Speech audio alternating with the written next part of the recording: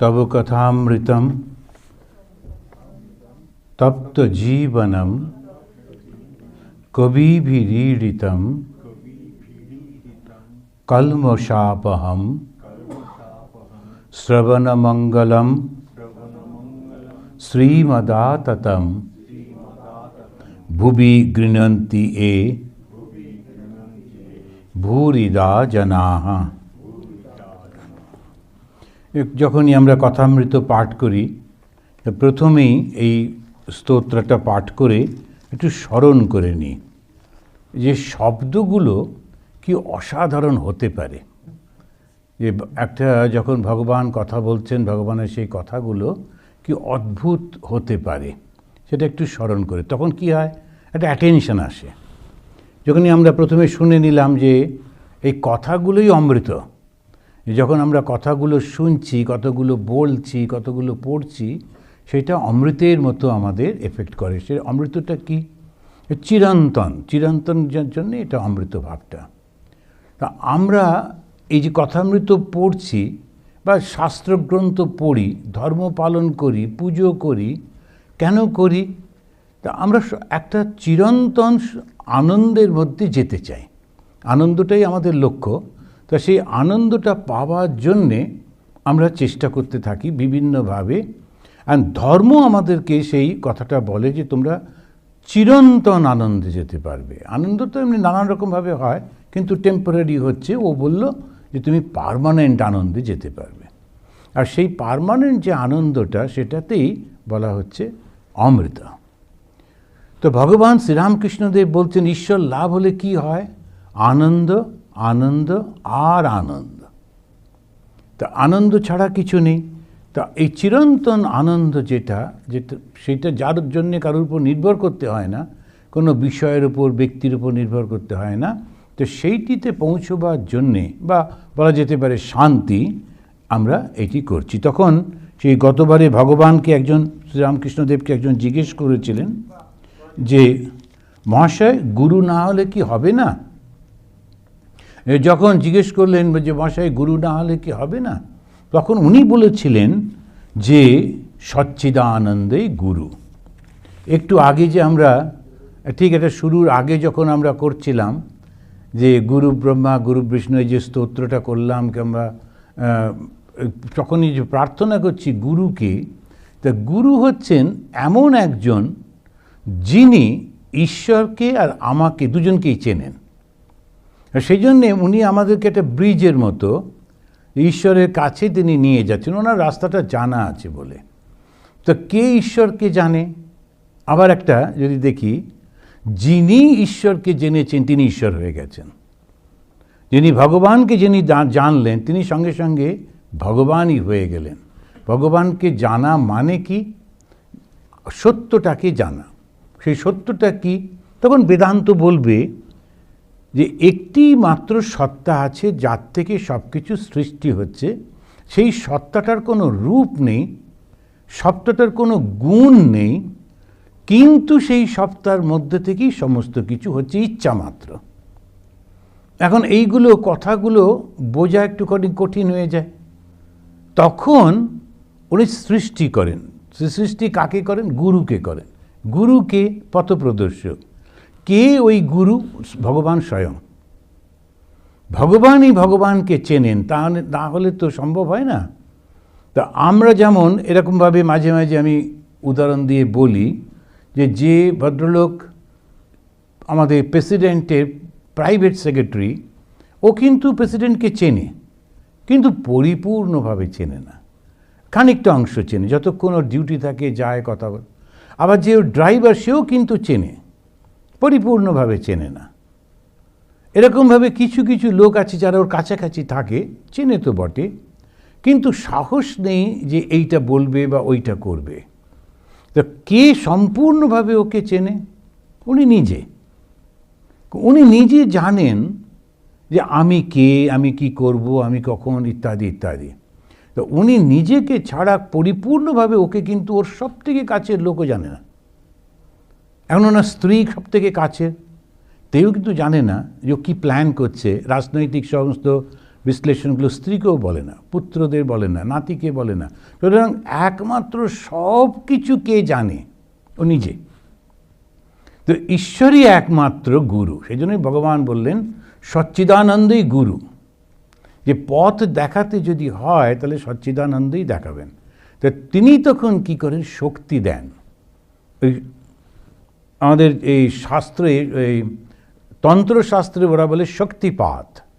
শক্তিপাত মানে হচ্ছে কৃপা। এক একটা শব্দ চেঞ্জ করে আর কি, এক একজন এক এক রকমভাবে ব্যবহার করে। তা ভক্তিতে বলছেন কৃপা, আর তন্ত্রে বলছেন শক্তিপাত। তো কৃপা করেন কাউকে কাউকে। কি কৃপা করেন? ওনার মধ্যে একটু শক্তি দিয়ে দেন। যেমন মাস্টারমশাইয়ের মধ্যে একটু শক্তি উনি দিয়েছিলেন। কিরমভাবে? খুব অদ্ভুত। উনি মা কালীর কাছে, ভবতারিণীর কাছে প্রার্থনা করছেন, মা আমি একা পারি না, ও শহরে থাকে, ওকে একটু শক্তি দে। তারপরে খানিকক্ষণ পরে বলছেন, ওই একানা দিলেই হবে বলছিস? আচ্ছা, এখন মানে একটু অল্প 1 আনা, 16 আনা একটা টাকা হয়, তার মধ্যে 1 আনাতে দিলে যথেষ্ট হয়ে যাবে। তো এই প্রত্যেকের মধ্যে দিয়ে একটা শক্তির প্রকাশ হয়। পৃথিবীতে যত গুরু আছেন যারা সত্যি সত্যি ভগবানের হয়ে কাজ করছে, তাদের মধ্যে দিয়ে ভগবানেরই শক্তি কাজ করবেই করবে। তা না হলে সে গুরু হতে পারে না। এমনি মিথ্যা মিথ্যা গুরু, সে তো অন্য কথা। কিন্তু যখন গুরু, সে যখন কারুর উপকার করছে, তাকে ভগবানের পথে নিয়ে যাচ্ছে, ভগবানের কৃপাই থাকে। আর যখন স্বয়ং ভগবান তিনি অবতার রূপে আসেন, তখন সেই সচ্চিদানন্দেই গুরু হয়ে আসছেন। তারপরে ভগবান শ্রীরামকৃষ্ণদেব একটা কথা ব্যবহার করলেন, সব সাধন করে ইষ্ট দর্শনের সময় গুরু সামনে এসে পড়েন। এখন সব সাধনা মানে কি? আবার আমরা যখন আবার তন্ত্র, সে তন্ত্রের মধ্যে সব সাধনার একটা পদ্ধতি আছে। তন্ত্র বিভিন্নভাবে শক্তির কাছে যাবার চেষ্টা করছে। তা শক্তি সব থেকে বেশি ভয়টা আমাদের কার কাছে? মৃত্যুর কাছে। সেই জন্যে যারা মৃত তাদেরকে আমরা খুব একটা পছন্দ করি না, কাছে থাকতে চাই না, তারা একটু দূরেই রাখি। সেই সবের উপরে বসে সাধনা করছে। তো মৃত্যু ভয় থেকে সে, যেমন আমাদের যোগশাস্ত্রে আছে 5টা বাধা আছে, সেই 5টা বাধা, শেষ বাধাটা হচ্ছে মৃত্যু ভয়।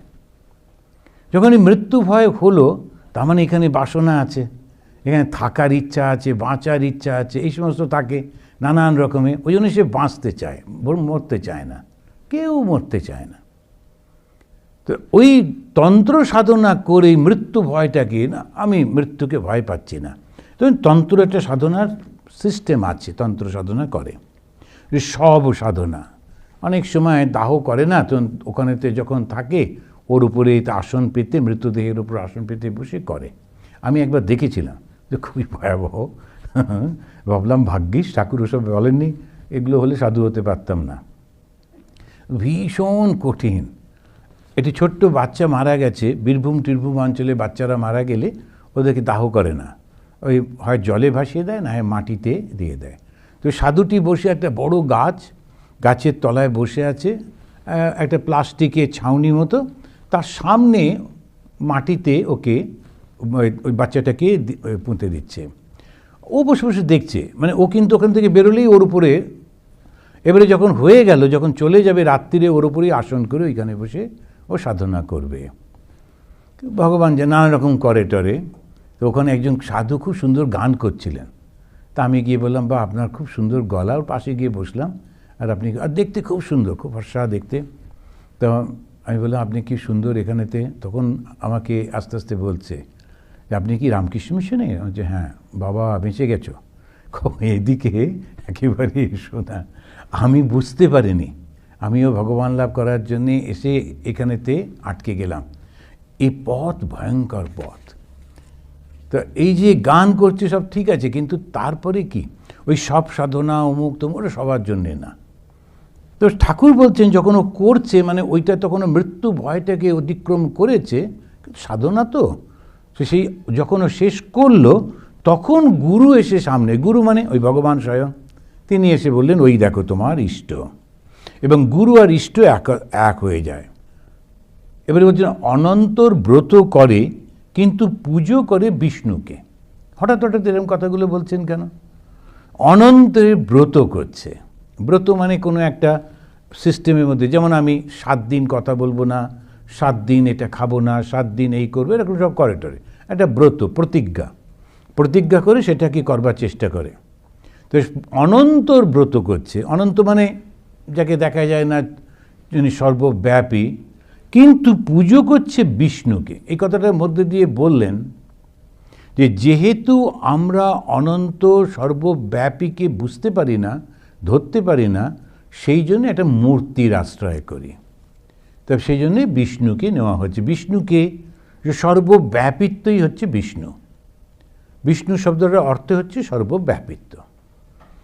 আমাদের যখন প্রথম একটা নর আর নারীর বিবাহ হচ্ছে, প্রথম বিবাহ, এর আগে যত সৃষ্টি হয়েছে সব কিছু মানসিক সৃষ্টি হয়েছে।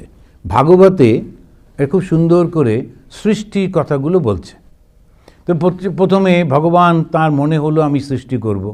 কেন মনে হলো ওটা কেউ জানতে পারে না, ইচ্ছা হলো। তিনি প্রথমে ব্রহ্মাকে সৃষ্টি করলেন, করে তার মধ্যে জ্ঞান দিলেন কি কি হবে। তারপরেতে কী ভাবে সৃষ্টি করবেন তাই জন্য তিনি তাকে 3টে টুলস দিলেন, সেটা হচ্ছে সত্য, রজ আর তম। দিয়ে বলেন এবার তুমি সৃষ্টি করো। সত্য, রজ, তম, আমরা তাকে মায়া বলি, প্রকৃতি বলি, কিন্তু এই 3টে। আর হিন্দুদের দেখুন কীরকম ওই 3টের মধ্যে, সত্য, রজ, তমর মধ্যে সব সৃষ্টি। কেউ ভালো, কেউ ভীষণ মন্দ, আর কেউ মিক্সড। মোস্টলি আমরা মিক্সড।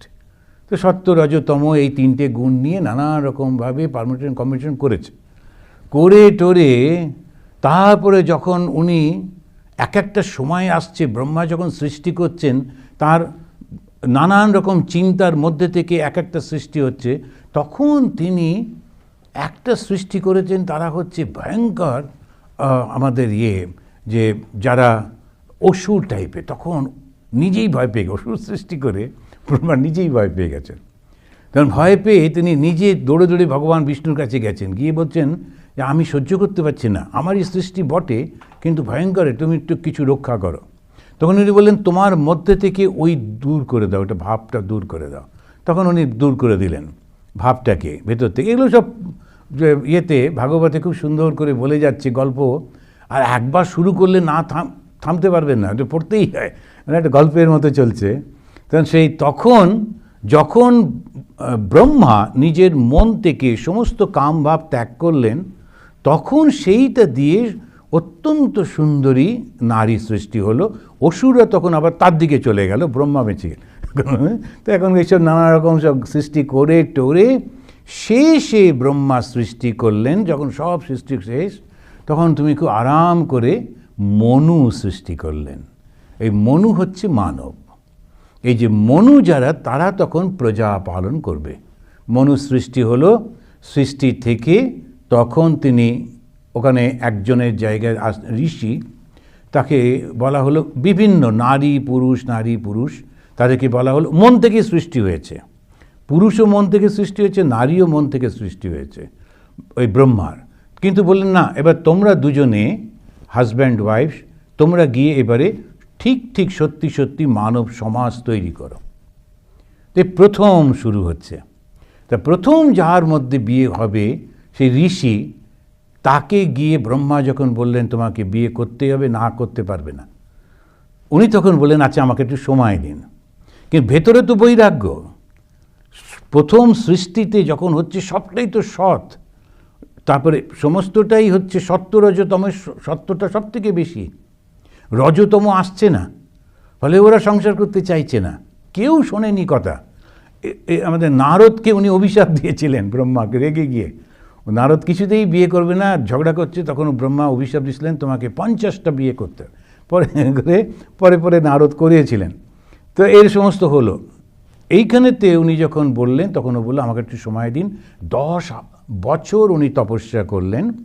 আমাদের যেমন বলে না 10,000 বছর করলেন, মানে এটা 10 বছর করে তিনি সরস্বতী নদীর তীরে উনি অপেক্ষা করলেন। এই সময় স্বয়ং ভগবান বিষ্ণু তাকে দর্শন, এই প্রথম বিষ্ণু একদম পরিপূর্ণভাবে দর্শন দিচ্ছেন। গরুড়ের পিঠে বসে, শঙ্খচক্র গদা পদ্মধারী, আর সবুজ রঙে আকাশটা ভরে গেছে, আর কাপড়টা হচ্ছে হলদে, সেজন্য হলদে বস্ত্র পরা, অসাধারণ রূপ। আর সেটা দেখলেন কর্দম মুনি, পরিপূর্ণভাবে উনি দেখলেন, মন খুব ভরে গেল। ভগবান এসে বললেন, আমি তোমার ছেলে হয়ে জন্মাবো, কারণ দরকার আছে, প্রয়োজন আছে, সৃষ্টির জন্যে এটা প্রয়োজন। তোমার কাছে এই সপ্ত দ্বীপের রাজা তার কন্যাকে নিয়ে আসবে, তুমি না করো না, যখন তিনি বলবেন তুমি অ্যাকসেপ্ট করো। সেই কন্যার নাম হলো দেবহূতি। তো ইনি হচ্ছেন কর্দম মুনি, উনি দেবহূতি। তো সেই দেবহূতিকে নিয়ে ওর বাবা যখন এলো স্বয়ম্ভু মনু, তখন ইনি কর্দম তাকে বিবাহ করলেন এবং বললেন, একটি দুটি সন্তান হবার পর আমি কিন্তু চলে যাব। সেই যে বিবাহ হয়েছিল কর্দম মুনি এবং দেবহূতির, সেই বিবাহের যে ব্যবস্থাটা, যেভাবে হিন্দু বিবাহ হয় আজও সেটাই চলে। সে প্রথম বিবাহ হয়েছিল কর্দম মুনি আর দেবহূতির মধ্যে। তাঁদেরই সন্তান হচ্ছেন কপিল। এ কপিল হচ্ছেন স্বয়ং বিষ্ণু। তা এখন এইভাবে যদি আমরা দেখি, সেই বিষ্ণু অবতার তাকে পুজো করছে, কেননা ওই রূপ মূর্তিটা আমরা জেনে গেছি। যদিও বলছি অনন্ত, কিন্তু অনন্তটাকে কল্পনা করব কি করে? যদি শুধু অনন্তের উপর ধ্যান করতে বলা হয়, ওটা হিপোক্রেসি হবে, কেউ পারবে না। কিছু না কিছুর উপর একটা মনও দেবেই দেবে। সেই জন্যই হিন্দুরা বলেছেন যে তুমি যাকে ভালোবাসো তাকেই করো।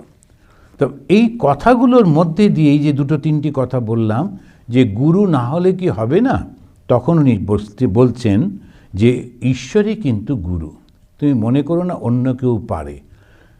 বন্ধন থেকে মুক্ত করতে ঈশ্বর ছাড়া আর কেউ পারবে না। বন্ধনটা কি? বাসনা। বাসনাটা কি? মায়া। মায়া কার শক্তি? ঈশ্বরের শক্তি। এখন ঈশ্বরের শক্তিকে উইথড্রটা কে করতে পারে? ঈশ্বরই করতে পারে। সেই জন্যে যেমন যার কুকুর, সেই এসে একটা শীষ দিল, অমনি কুকুরটা থেমে গেল। আগে কি উৎপাদ, সে সামনে এসে ঘাউ ঘাউ করছে, আপনি কিছুতেই ওকে থামাতে পারবেন না। কিন্তু ওই যেই মালিক একটু শীষ দিল, অমনি চুপ করে গেল। তো সেই রকমভাবে ওকেই বলতে হবে, ভগবানকেই বলতে হবে যে তোমার এই মায়াটাকে একটু সামলাও। ভগবান মায়াটা উইথড্র করলে তখনই সম্ভব। তা এইভাবে ভগবান বলছেন। তারপরে রামাদি ভক্তদের প্রতি যদি বলো কোন মূর্তি চিন্তা করব, যে মূর্তি ভালো লাগে তারই ধ্যান করবে, কিন্তু জানবে যে সবই এক। হিন্দুদের এত যে মূর্তি, এই মূর্তিগুলো এলো কোত্থেকে? কোনো না কোনো ঋষি, কোনো না কোনো উচ্চ চিন্তা সম্পন্ন ব্যক্তি, তিনি ওই কল্পনা করেন, করে এই মূর্তিটা আসে। যেমন এই মা কালীর মূর্তি, তো কৃষ্ণানন্দ আগম বাগীশ, তিনি ওই শক্তির পুজো করতেন। শক্তির পুজো একদম বেদেও রয়েছে। তো তিনি ওই শক্তির পুজো করতে করতে একসময় তার খুব ইচ্ছা হলো সাধারণ মানুষের মধ্যে এটাকে একটু দিতে হবে। কিভাবে দেবো? তখন খুব প্রার্থনা করছেন, একটা মূর্তি না হলে তো হয় না, লোকেরা কি করে বুঝবে যে তোমার শক্তির? তখন ওই রাত্রি সুক্ত একটা আছে, তার থেকেই মা কালী ইত্যাদি সব বলে। তখন উনি খুব প্রার্থনা করলেন, তখন সেই শক্তি ওনাকে বললেন, কালকে সকালে যে মূর্তিটা দেখবে ওটাই আমার মূর্তি। এবারে গল্পে আছে কৃষ্ণানন্দ আগম বাগীশ, তিনি বেরিয়ে সকালবেলায় গঙ্গা স্নান করতে যাচ্ছেন, তখন উনি দেখলেন যে একজন সাঁওতাল রমণী, এবং শরীরটা তার কালো বর্ণের, আর ওরা তো একটু শাড়িটাকে অনেক হাঁটুর উপরে উঁচু করে পরে, স্কার্টের মতো। তারপরে একটা পা ওই ছোটো ছোটো যে মাটির বাড়িগুলো হয়, ওই তার একটা দাওয়াতে দিয়ে আর গোবর দিয়ে ওই ঘুঁটে দেওয়ার চেষ্টা করছে, হাতটা উঁচু এরকম করে করতে যাচ্ছেন। ঠাকুরমশাইকে সামনে হঠাৎ দেখে ফেলে ও নাকি জিভ কেটে দাঁড়িয়েছে লজ্জাতে। এইটা উনি প্রথম দেখলেন। দেখার পর ওনার খুব দুঃখ হলো যে মা, এ কী মূর্তি দিলে, আমি এখন এটা জগতে প্রচার করি কি করে। খুব একদম চোখের জলে কাঁদতে কাঁদতে উনি চলেছেন, এই তুমি বললে প্রথম যে মূর্তি, এই প্রথম দেখলাম, এ কী মূর্তি হলো, আমি এটা দেবো কী করে, মানুষের কাছে বর্ণনা করব কি করে। করতে করতে উনি যখন গিয়ে নদীতে ডুব দিলেন, নদীর মধ্যে এই মূর্তিটা পেলেন। নদীতে জলের মধ্যে উনি বললেন না ওটা নয়, এই হচ্ছে সেই, তখন মূর্তিটা তিনি দেখলেন, সেই মূর্তি প্রচারিত হলো। তারপরে নানান রকম লোক নানান রকমভাবে, এখন মা যখন রান্নাবান্না করছেন, কাজ করছেন, লোকজন আসছে, তখন একদম রেগে মেগে রয়েছে সে, তার মধ্যে নাতি সে একটা কী ফেলেছে, ছুটে ছুটে হই হই, সেই মায়ের একটা রূপ। আবার যখন সব হয়ে টয়ে গেল, লোকজন যখন আসছেন তখন আবার সেজে গুজে সামনে দাঁড়িয়ে আছেন, সকলকে ওয়েলকাম করছেন, ও আর একটা রূপ। আবার যখন খুব খুশি খুশি আছেন, সমস্ত কিছু ভালো টালো হয়েছে, সবাই খেয়ে দিয়ে খুব প্রশংসা করেছে, খুব ভালো সব প্রোগ্রাম খুব ভালো, তখন আর একটা রূপ। এরকম তো আমরা দেখতে পাই তো বিভিন্ন রূপে, ওই মায়ের যে রঙগুলো ওই রকম রূপে রূপে হয়েছে। তো ওই রকম ভাবেই চলছে। কত রকম মূর্তি আছে, তোমার যেটা ভালো লাগে সেই মূর্তিটা করতে পারো। একদল লোক তারা ছিন্নমস্তার পুজো করে। এবার ছিন্নমস্তা মূর্তি যারা আপনারা দেখেছেন বা ছবি দেখেছেন, কল্পনা করে দেখুন কি ভয়ঙ্কর, যে মা কালী নিজেই নিজের মুন্ডুটা কেটে তিনি হাতে করে ধরে রয়েছেন, আর তার ওই দেহ থেকে রক্তটা এসে ওই মুখেতে পড়ছে, আর দুটো ধারা গিয়ে দুপাশে দুই চামুন্ডার মুখে পড়ছে। ওই মূর্তি দেখলে তো বাইরের লোক ছেড়ে দিন, বিদেশিরা, আমরাই আঁতকে উঠব, এই মূর্তি দেন, এই মূর্তির পুজো, ওরে বাবরা, এই গ্রুপ, এই ভালো, এত সুন্দর, তাতেই আমরা কত রকম বলি। যত হিন্দু টেম্পলে দেবেন কোথাও এই মূর্তিটা রাখে না, সব ভয় থাকে, না মা কালীকে রাখলে আবার যদি। কিন্তু মা কালী হচ্ছেন জ্ঞানের দেবী। ওই তিনটে মুন্ডুটা কাটা, তিনটে ধারায় রক্ত বয়ে যাচ্ছে, এই মূর্তি দেখে অবিধানন্দজি মহারাজ খুশি হয়ে বললেন, আহা কি সুন্দর রূপ। এখন রূপ কোথায়, মুন্ডুটা তো কাটা। তখন বললেন যে না, কি সুন্দর রূপ, কে বুঝবে এইসব কথা, যে ইড়া, পিঙ্গলা, সুষুম্না, এই যে তিনটে নাড়ি, এই তিনটে নাড়ি দিয়ে আমাদের জীবনধারা বয়ে চলেছে। এখন সুষুম্নাটা মাঝখান দিয়ে যাচ্ছে, একেবারে শীত দাঁড়ার মধ্যে দিয়ে গিয়ে সোজা উঠে সেটা যেটা পড়ছে মা নিজেই গ্রহণ করছেন, অর্থাৎ ও মুক্তি হয়ে যাচ্ছে, ওর আর জীবন হবে না। মায়ের থেকে সৃষ্টি, মায়েতেই লীন, আর মুক্তি নেই। কিন্তু বাকি যে দুটো, তারা ইড়া আর পিঙ্গলা, তারা গিয়ে দুটো ধারাতে গিয়ে পড়ছে, যে চামুন্ডারা সেটা গ্রহণ করছে, ওদের আবার জন্ম হবে। বললো যে বুঝবে সে উদ্ধার হয়ে যাবে, কি সুন্দর রূপ, কাকে বোঝাই। এখন এইটাই হচ্ছে আসল, যে আমরা যদি বুঝতে পারি প্রত্যেকটা সিম্বলিক। তো ঠাকুর বললেন, যদি বলো কোন মূর্তি চিন্তা করব, যে কোনো মূর্তি ভালো লাগে, যাদের চামুন্ডা মূর্তি ভালো লাগছে সেটা করবে, যেমন যেমন করবে। ঠাকুর শ্রীরামকৃষ্ণদেব বললেন, গৃহীদের জন্যে শ্মশান কালী এরকম ধরনের একটা ভালো নয়, বরং দক্ষিণা কালী সব থেকে ভালো। এবং দক্ষিণা কালীতে বাম মূর্তি যে রয়েছেন, এইটা দক্ষিণা কালীর মূর্তি। তো তিনি ডান দিকে তিনি আশীর্বাদ করছেন, ভয় কি, আমি তো আছি মা। আবার বাঁ হাতটা দিয়ে বলছেন, নাও তোমার কি চাই।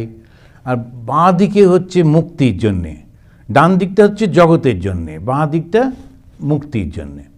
তো জগতে যা কিছু চাই, আমার এই অসুখ করেছে সারিয়ে দাও, কার কাছে যাবো, মার কাছেই তো যাব। তো মার কাছে গিয়ে বলছি, কিংবা আমার এটা চাই সেটা চাই, যেমন সব ডান দিকে দক্ষিণা কালী। কিন্তু যখন বলবো আর ভাল লাগছে না, আমার খেলা শেষ করে দাও, আমি এবারে মুক্তি চাই, তখন ওই বাঁ দিকে যেতে হয়। তখন হচ্ছে বামা কালী। ওই যে খড়গটা, ওটা দিয়ে কারোর মাথা কাটেননি, উনি অজ্ঞানটাকে কেটে দিচ্ছেন। অজ্ঞান কি, অহংকার। আর অহংকারটা কি, ভুল করে এই শরীরটাকে আমি বলে মনে করা, ভুল করে। এই শরীরটার উপরে তো আঙুল রেখে আমরা বলি আমি আমি, কিন্তু এই আমিটা যখন এইটুকু ছিল তখন তো আমি জানতাম না। এই মাঝে মাঝে আমি বলি যে যখন ওই ছোট্ট বাচ্চা ছবি আমাকে যদি দেখানো হয় যে এই দেখো এটা কার ছবি, আমি ভাবি কার একটা ছবি, ওটা তোমারই ছবি। আমি নিজেই নিজেকে জানি না, যেই বড় হলাম, যখন এই শরীরটার সঙ্গে যুক্ত হলাম, তখন বলছি এটা আমি। কিন্তু কতখানি ভুল হয়ে যাচ্ছে, সব সময় চেঞ্জ হয়ে যাচ্ছে। আজকে যেটাকে বললাম আমি, কালকে সেটা আমি নই। এরকম করে করে মানে শরীরটা পাল্টে পাল্টে যাচ্ছে। তো আমি কি করে বলবো আমি এটা, মন পাল্টে যাচ্ছে, কাকে আমি বলি? তাহলে অহংকারটা কি? অহংকারটা একটা দারুণ ভুল, কিন্তু ওটার জন্যে যত সমস্যা হচ্ছে, যত সমস্যা ওই অহংকার থেকেই হচ্ছে। আজকে এই ক্লাসে বলছিলাম, যখন আমাদের যোগ বাশিষ্ঠা ক্লাস হচ্ছিল, এই যুদ্ধ টুদ্ধগুলো যে হয়, সব দেশের লোক কি যুদ্ধ করে? তা কিন্তু না। দুটো লোক দু মাথায় বসে তাদের মাথায় ঢুকলো একটা যুদ্ধ করব, আর আশেপাশে কিছু লোক থাকে, তারা কেউ অস্ত্র বিক্রি করবে, তো কেউ কিছু, তার আবার বিজনেসটা ঠিকঠাক করে নিয়ে যে দুটো চারটে আমি প্লেন তৈরি করেছি, বিক্রি করতে হবে, এই প্লেন কে কিনবে, তুমি কেন? ওর বাড়িতে ওখানে গিয়ে একটা বোম ফেলো, এসব করে টোরে একটা যুদ্ধ লাগিয়ে দিল, হাজার হাজার লোক মারা গেল। কিন্তু যদি আলটিমেটলি গিয়ে পৌঁছে দেখা যাবে ওই দুটো লোক, তারা যদি একসঙ্গে বসে আলোচনা করতো তাহলে কিছুই হতো না। কিন্তু না, অহংকার।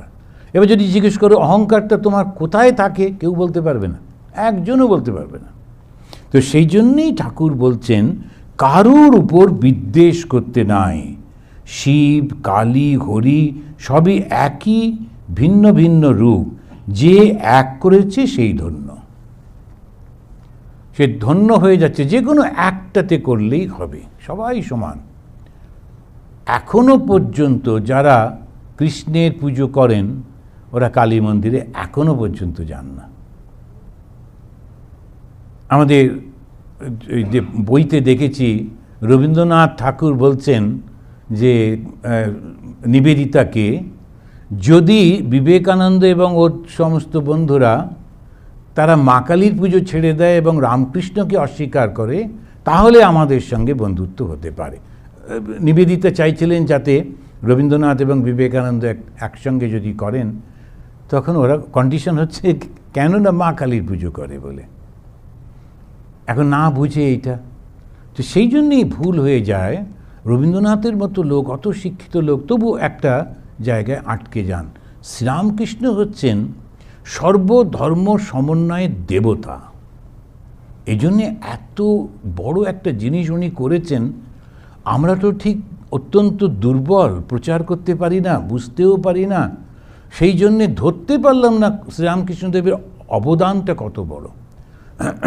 ঠিকভাবে যদি এইটা প্রচার করা যেতে পারত, প্রত্যেকটি শিক্ষার বইতে যদি থাকতো, ছোটোবেলা থেকে যদি আমরা শিখতাম, আমার ভগবান, আমার দেবতা, আমার অনুভূতি, আমার পথ আমার কাছে খুব ভালো, অন্যর কাছে নাও ভালো হতে পারে, তার জন্যে ওর সঙ্গে ঝগড়া করার তো কোনো কারণ নেই, ওর মতো করে চলুক না।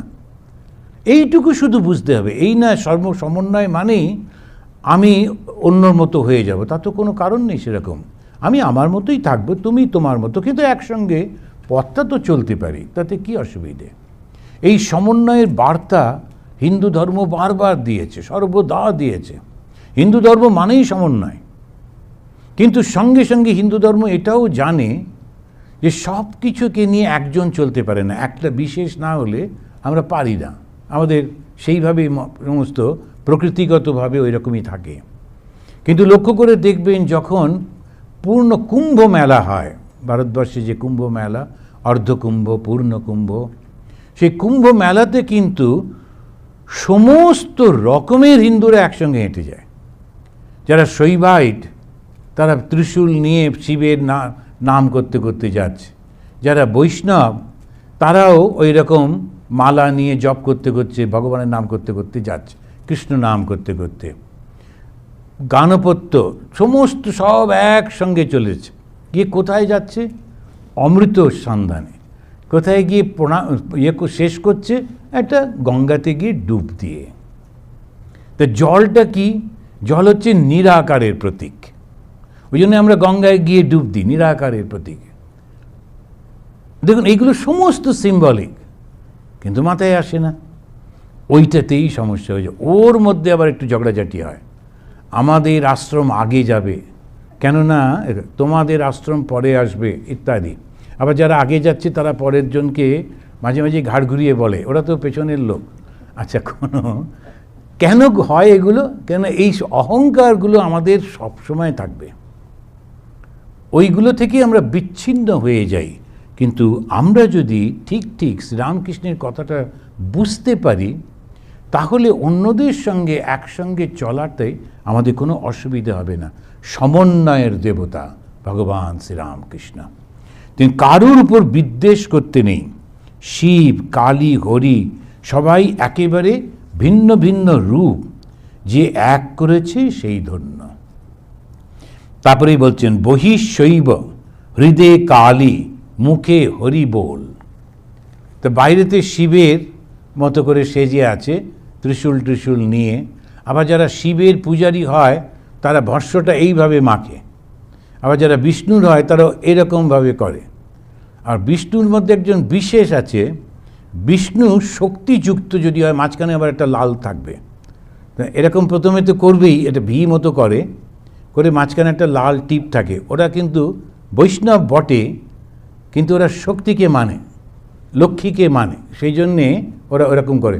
নানান রকমের সমস্ত থাকে, এগুলো না জানলে বুঝতে পারা যাবে না।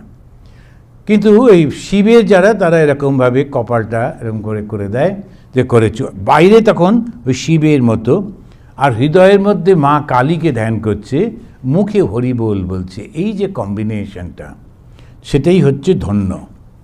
ঠাকুর কেদারকে দেখিয়া বলিতেছেন, ইনি বেশ নিত্যও মানেন, লীলাও মানেন। একদিকে ব্রহ্ম, আবার দেবলীলা, মানুষ লীলা পর্যন্ত। তো একটি কেদার আমরা জানি ঠাকুরের সঙ্গে পরিচিত, সে তিনি দুটোকেই মানেন। নিত্য মানে কি? নিত্য মানে ইটার্নাল। আর লীলা মানে কি? যেটা সবসময় ঘটছে।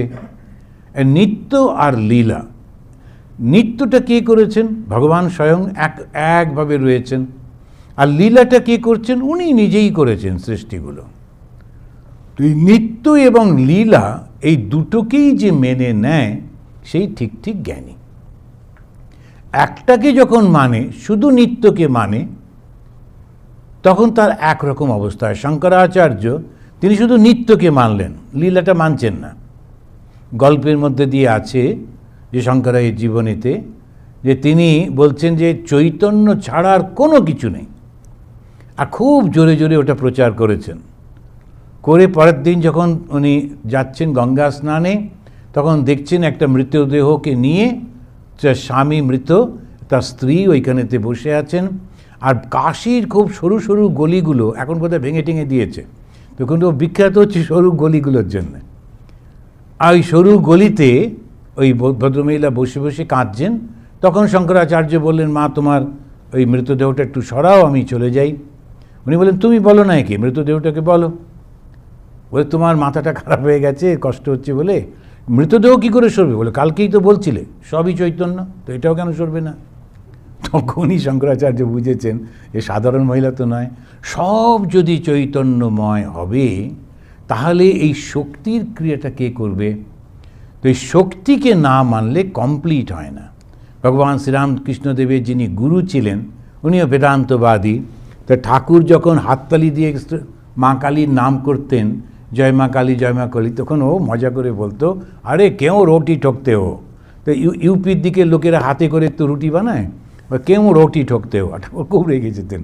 তখন তার বিখ্যাত গুরুকেই বলছেন, শালা আমি মার নাম করছি, ও আবার আমাকে। তখন তারপরে তিনি ওকে বুঝিয়ে দিলেন যে কাকে বলে। ওইখানেতে নদীর মধ্যে গিয়ে উনি ডুবতেও পারলেন, এত পেটে ব্যথা হচ্ছে এই আমাদের তোতাপুরীজির। তো উনি বলেন, আমার তো ঈশ্বর লাভ হয়ে গেছে, ব্রহ্মজ্ঞান হয়ে গেছে, শরীরটা রেখে আর কী করবো, আমি বরঞ্চ এত যন্ত্রণা সহ্য করতে পারছি না, গিয়ে গঙ্গায় আমি বরঞ্চ ডুব দিই। জলই পেলেন না। তখন বলছেন, ক্যা দৈবী মায়া। তখন ঠাকুর বলছেন, শক্তিকে মানতে হবে, শুধু চৈতন্য। তো এই যে মিলগুলো করিয়ে দিচ্ছেন, ওই সমন্বয়ের দেবতা শ্রীরামকৃষ্ণ, তিনি বলছেন নিত্য এবং লীলা। আবার বলছেন, দেখো এক ধরনের ওই ওখানে তখন খুব সানাই বাজত, তো সানাইয়ে একটা থাকে সমানে একটা পোঁ করে চলতে থাকে, আর সেইটার উপরে বেস করে নানান রকমের সুরের সমস্ত করে। 7টা সুর, সারে গামা পাদা নিসা, ওই 7টা সুর ওরা করতে। ঠাকুর বলছেন, কেউ কেউ ওই এক সুরটা পছন্দ করে, আমার বাপু সেটা নয়, নানান রকমের সুরে বাজবে, তবে তো সব কিছুর মধ্যে দিয়ে যদি ঈশ্বরকে দেখতে পাই তখন কত আনন্দ হয়। শ্রীরামকৃষ্ণ ওইটাই বারবার বোঝাচ্ছেন, একঘেয়ে হয়েও না, সবাইকে নিয়ে থাকো। এই হিন্দুদের মধ্যে বৈশিষ্ট্য হচ্ছে আজকে রামনবমী, তারপরেই হচ্ছে হনুমান জয়ন্তী, তার কিছুদিন পরে দুর্গাপুর এসে গেল, তারপরে কালী পুজো হচ্ছে, একটার পর একটা সব হিন্দু সব কিছু করে চলেছে। যদি হিন্দু টেম্পল হয়, একটা কোনো টেম্পল হলো এবং লোকেরা আসা যাওয়া শুরু করলো, ওই টেম্পল কোনো দিন বন্ধ হয় না। আপনি একটা শিব মূর্তি বসিয়ে রেখে দিয়েছেন, তো যারা ওই বিষ্ণু মন্দিরে যাচ্ছে বা করে তারাও কিন্তু এসে শিব মন্দিরে প্রণাম করে দুটো প্রণামই দিয়ে যায়, মন্দিরটা চলতে থাকে। কিন্তু এই চার্চগুলো তা হয় না। আমরা যে চার্চটা কিনেছি, মেথডিস্ট চার্চ, ওর আশেপাশে আরও চার্চ আছে, ওই চার্চটা পারল না। কেন? ওর মেম্বাররা আস্তে আস্তে সব চলে গেলেন, কেউ বৃদ্ধ হয়ে গেলেন। আশেপাশের যারা খ্রিশ্চান মেথডিস্ট তারা কিন্তু সেই চার্চকে সাহায্য করলো না। কেন? ওটা তো আমাদের চার্চ না। আর আমাদের হিন্দু মন্দির যদি হতো, ওপাশেও একটা গণেশ মন্দির, এপাশেও একটা কৃষ্ণ মন্দির, ওই গণেশ মন্দিরের লোকেরা কৃষ্ণ মন্দিরে এসে সমানে এখানে প্রণাম টনাম করে পয়সা টয়সা দিয়ে, এটাই হচ্ছে আমাদের ফিলোসফি। তো হিন্দু ধর্মটাই হচ্ছে সমুদ্রের মতো, সমস্ত রকম, কোনো ছোট ঢেউ কোনো বড় ঢেউ, আমাদের কোনো অসুবিধে নেই। শ্রীরামকৃষ্ণ হচ্ছেন ওই সেই সমন্বয়। তিনি বলছেন যে নিত্যও মানেন, লীলাও মানেন। কেদার বলেন যে ঠাকুর মানব দেহ লইয়া অবতীর্ণ হইয়াছেন। কেদার ওই কারো কারো ওই বুদ্ধিগুলো তো হয়, যারা ওই মনটা শুদ্ধ হয়ে যায়। মন শুদ্ধ মানে কি? জগতের বাসনা থেকে যেই মনটা বিচ্ছিন্ন হয় অমনি মনটা শুদ্ধ হয়ে যায়। যখন এই জগতের বাসনাটা নেই, নাম যশ রূপ শব্দ গন্ধ এই সমস্ত থেকে মন উঠে গেল, মনটা এমনি শুদ্ধ হয়ে গেল। আমরা যে গঙ্গা জল খাই, এটা করি ওটা করি, ওগুলো বাহ্যিক, সমস্ত বাইরে থেকে করে। আসলে শুদ্ধ আর অশুদ্ধতার মধ্যে একটাই, জগতের কোনো কিছুর ওপর আমার আকর্ষণ নেই, শুদ্ধ মন। আবার জগতেই আকর্ষণ রয়েছে, অথচ ঘটি ঘটি গঙ্গা জল খাচ্ছি, ওতে হবে না। বাইরের লোক মনে করবে আহা কি শুদ্ধ লোক, দেখো শুধু গঙ্গা জলই খায়, কিন্তু না, তাতে হবে না। সেই জন্যেই শ্রীরামকৃষ্ণ হচ্ছেন অসাধারণ একটা পরিষ্কার করে ধর্মটাকে উনি বুঝিয়ে দেন, ঠিক কোনটা করতে হয় আর কোনটা করতে নেই। নিত্যগোপালকে দেখিয়া ঠাকুর ভক্তদের বলিতেছেন, নিত্যগোপালের প্রতি, তুই সেখানে বেশি যাসনি, কখনো একবার গেলি, ভক্ত হলেই বা সাবধান হতে হয়। আমাদের যখন ধর্মের পথে যাই, তখন যে জায়গাটাতে বা যে বিষয়ে আমার দুর্বলতা, ওটা থেকে দূরে থাকতে হয়। সন্ন্যাসী হলে ঘরবাড়ি ছেড়ে বাইরে চলে যায় কেন? ওটার উপর বেশি দুর্বলতা তো, বেশি আকর্ষণ তো। যদি কখনো শুনি যে মা কষ্ট পাচ্ছেন বা অমুক হয়েছে তমুক হয়েছে, আবার সেই আকর্ষণটা এসে যেতে পারে, ওই জন্য ওরা দূরে চলে যায়। নইলে তো বাড়িতে থেকে করতে অসুবিধে কি হলো? কিছুই হয় না। কিন্তু ব্যাপারটাই হচ্ছে পুরো জগৎ থেকে মনটা তুলে নেওয়া, আর মনটা তুলে নিতে গেলে এইটা করতেই হয়। আর যখন করছি তখন ওই দূরে থাকতে হয়, দূরে না থাকলে কাছে থেকে এটা করা যায় না। দীর্ঘদিন দূরে থাকার পর যখন মনটা প্রতিষ্ঠিত হয়ে গেল, তখন সব ঠিকই আছে। ভগবান শ্রীরামকৃষ্ণদেবের মা তার কাছেই এসে থাকতেন। স্বামী বিবেকানন্দ, তিনি তার মার জন্য শেষ বেলা পর্যন্ত, জীবনের শেষ দিন পর্যন্ত তিনি তার ভক্তদের বলতেন, তোমরা আমাকে 5টা টাকা দেবে, মার যাতে কষ্ট না হয়, রেগুলার যাতে মা 5টা 10টা টাকা, তখনকার দিনে তো অল্পতে হয়ে যেত, তার যাতে মা থাকতে পারেন, খেতে পারেন, এরকম করে বলছেন।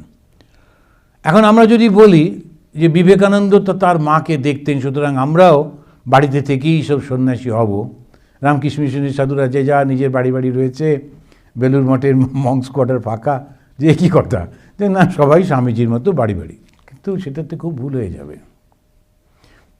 ওই জন্যে ওই যে বলেছিলেন সেই মাতাল যখন এসেছিল, এসে বললো আমি হচ্ছি একজন মাতাল এসে আমাদের আশ্রমের দরজা ধাক্কাধাক্কি করছে। তো বলো কী হলো? তখন বলছে গিরিশ ঘোষ এলে ঠাকুর দরজা খুলে দিসলেন, তুমি কেন খুলবে না? আরে এখানে ঠাকুরও নেই আর তুমিও গিরিশ নও, যাও গিরিশের মতো দুটো নাটক লেখো দেখি, দিয়ে তারপরে এসে রাত্রিবেলায় মদকে এসে ধাক্কাধাক্কি করছে। যাও, এখানে ঠাকুরও নেই আর গিরিশও তুমি নও। এখন এই যে মনে কর শুধু মদ খেলেই গিরিশ হলো, বাকিগুলো তো ওই যে গিরিশের যে ভক্তি, গিরিশের যে বিশ্বাস, গিরিশের বিশ্বাস মানে 16 আনা, ও ঠাকুর বলছেন 16 আনা বিশ্বাস। তেমনিভাবে যখন স্বামী বিবেকানন্দ তার মার জন্যে চিন্তা করছেন, তার মধ্যে কোনো রকম বন্ধন নেই, কিন্তু আমাদের থাকবে। সেজন্য ওই সাবধানে থাকতে হয়। সন্ন্যাসীর বড় কঠিন নিয়ম, স্ত্রীলোকের চিত্রপট পর্যন্ত দেখবে না, এটি সংসারী লোকেদের জন্য নয়। এখন দু রকমের পথ দিয়ে আমরা চলেছি, একটা সংসার, একটা সন্ন্যাস। তা সন্ন্যাসের কীরকম? ওরা তাড়াতাড়ি পৌঁছতে চাইছে।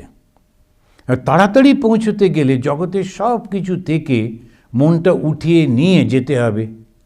আর সব থেকে দুর্বলতা যেটা হয়, এখানে বলেন স্ত্রী লোকের চিত্রপট, আবার মেয়েদের ক্ষেত্রে যারা সাধিকা তারা পুরুষদের দিকে একদম দেখে না। আমার বেশ মনে আছে, একটা সারদা মিশনের একটা আশ্রমে গেছিলাম, দরকার ছিল, ওই অরুণাচল। তো ওখানেতে যে ঘরটায় নিয়ে গেছে, এটা কম্পিউটারের ঘর, দুটি অল্প বয়সী ব্রহ্মচারিণী, অল্প বয়সী মেয়েরা, ওরা সব জানে কম্পিউটার, ওরাই বোধহয় কিছু করছিল কম্পিউটারের কাজকর্ম। আমি ঢুকতেই ও সঙ্গে সঙ্গে দেওয়ালের দিকে মুখ করে দাঁড়িয়ে গেল, আমাকে দেখবে না। এখন ওই দেওয়ালে মুখ করে চুপ করে দাঁড়িয়েছে। আমি প্রথমে বললাম কী হলো, তারপরে বললাম না ঠিক আছে। এখন এই যে ভাবটা কিছুতেই দেখব না। আমরা যখন বেলুড় মঠে জয়েন করেছিলাম, পিপিটিসিতে থাকতাম, প্রি প্রফেশনাল ট্রেনিং সেন্টার, আমরা ওই বেলুড় মঠের যে মন্দিরে আপনারা দেখেছেন তার ঠিক উল্টো দিকে একটা বিল্ডিং আছে, ওর পেছনে আমরা থাকতাম, ওখানে একটা বড় বাড়ি আছে। তো সেইখান থেকে বেরিয়ে ওই মন্দিরের পাশ দিয়ে গিয়ে খেতে যেতাম। তখন আমাদের আত্মস্থানন্দজি বলেছিলেন, যখন তোমরা যাবে তখন চতুর্দিকে ভক্তরা রয়েছে, হাঁ করে এদিক ওদিক দেখতে দেখতে যাবে না, নিজের পায়ের আঙুলের দিকে তাকিয়ে তাকিয়ে যাবে, পায়ের বুড়ো আঙুলটা দেখবে তারপর যাবে। কেন হলে চোখে পড়ে তো, আর অল্প বয়সে তো সবাই আসে, 22-23 বছর বয়সে আসে, এটা দেখছে ওটা দেখছে, একেবারে দেখবে না, পায়ের আঙুলের দিকে তাকিয়ে তাকিয়ে যাবে। আত্মস্থানজি মহারাজ বলেছিলেন। আর শুধু না তাই না, আবার নিজের অফিসের জানলা দিয়ে খেয়ালও রাখতেন যে সেরকমভাবে যাচ্ছে কি না, মাঝে মাঝে ডেকে দমক টমকও হতো।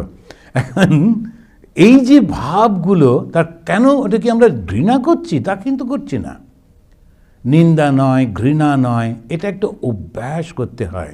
একটা ভীষণ আকর্ষণীয় যে বস্তু, তার থেকে দূরে যেতে গেলে এটাই কর। ভারতবর্ষে দেখবেন একটা সিস্টেম আছে বিশেষ ধার্মিক লোকেদের মধ্যে, যে জিনিসটা ওরা সব থেকে বেশি ভালোবাসে, সেইটা যখন বাবা মারা যান বা মা মারা যান বা কারু, তখন তার নামে ওরা গিয়ে সেটা ফলটা দিয়ে চলে আসে।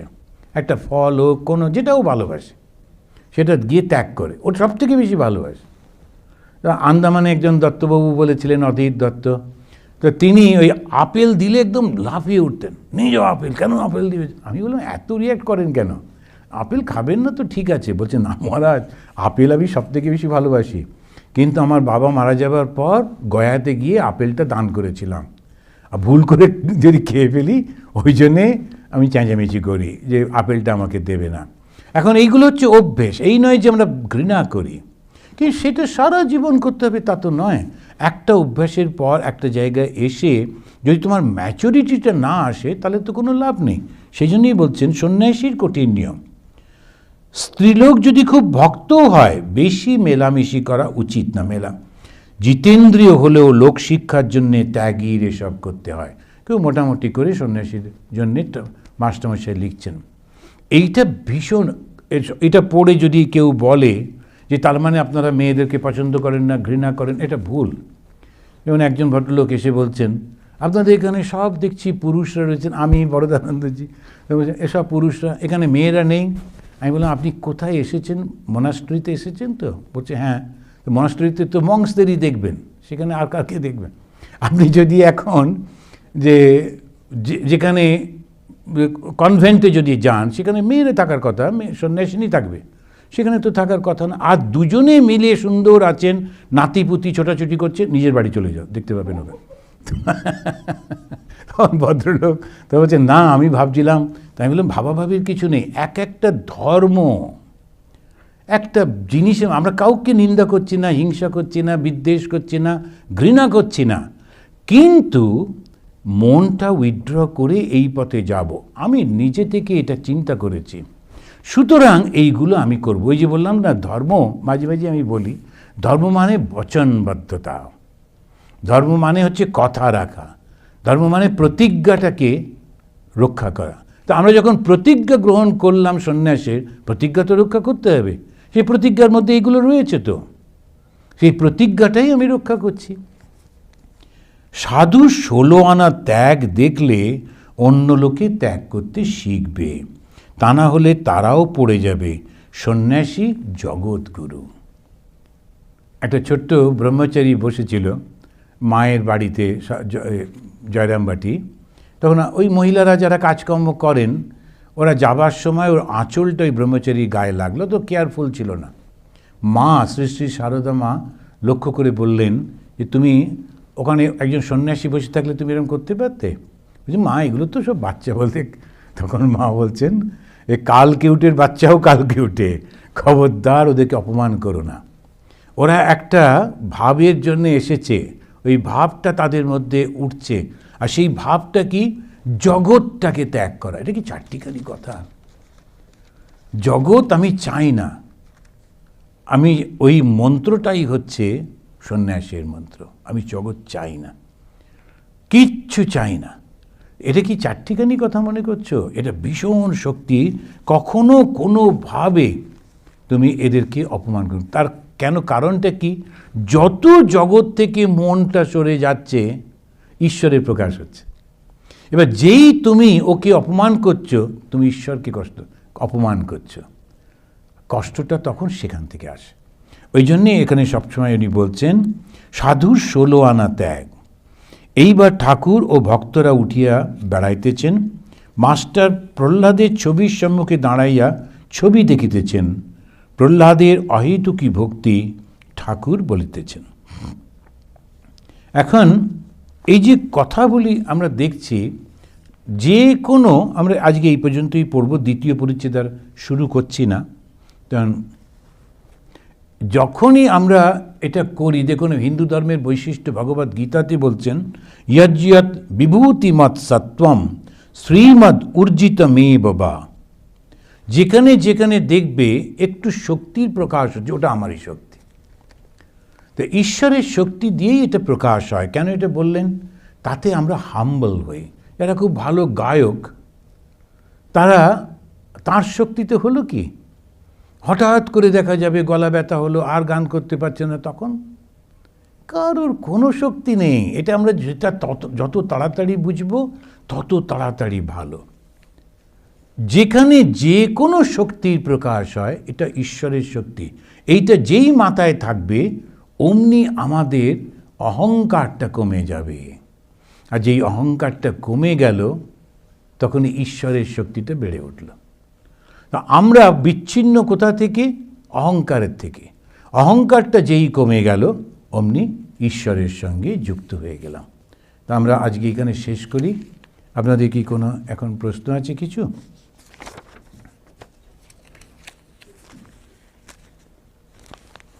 হ্যাঁ, তা না হলে আমরা এই মন্ত্রটা পাঠ করে শেষ করব। ঠিক আছে। নিরঞ্জনম নিত্যম